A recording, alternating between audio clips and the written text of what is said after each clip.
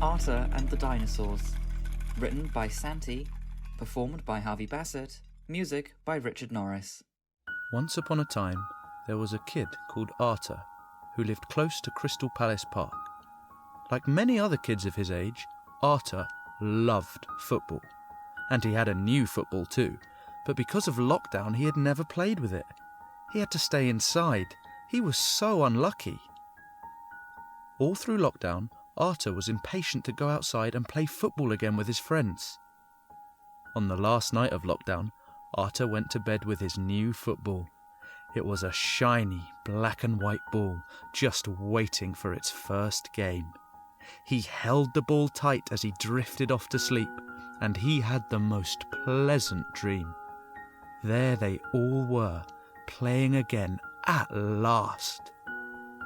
The next day, he woke up and ran to the kitchen to ask permission to go outside and play. "Off you go," said his mother, "but stay out of those muddy ponds." Artur agreed and ran all the way to the park.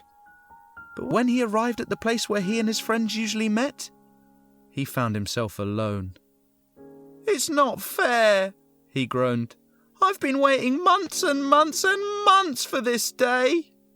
He gave his football a big, impatient kick.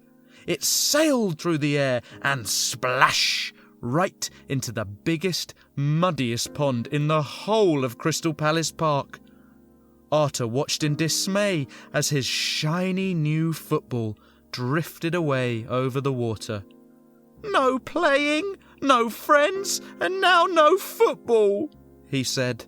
"I must be the unluckiest boy in the world. Can this day get any worse?"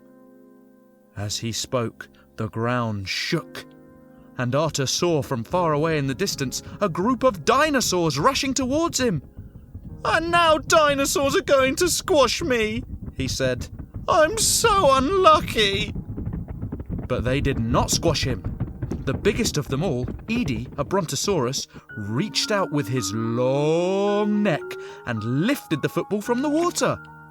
The other dinosaurs gathered round Artur and cheered. Yes! Devora, the triceratops, leaned towards him.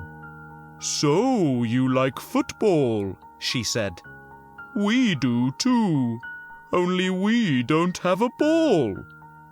Artur looked at the big, scary dinosaurs with their claws and their scales and their teeth and their big, hopeful eyes. Would you?" he asked. "Yes," said Edie, the brontosaurus. "Yes," said Mark, the tyrannosaurus. "Would you like to play with me?"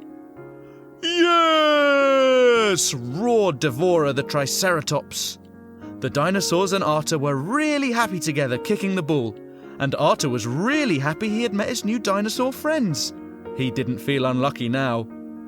All day long they played, and after the last game, Mark the Tyrannosaurus asked Artur if he had ever driven a train.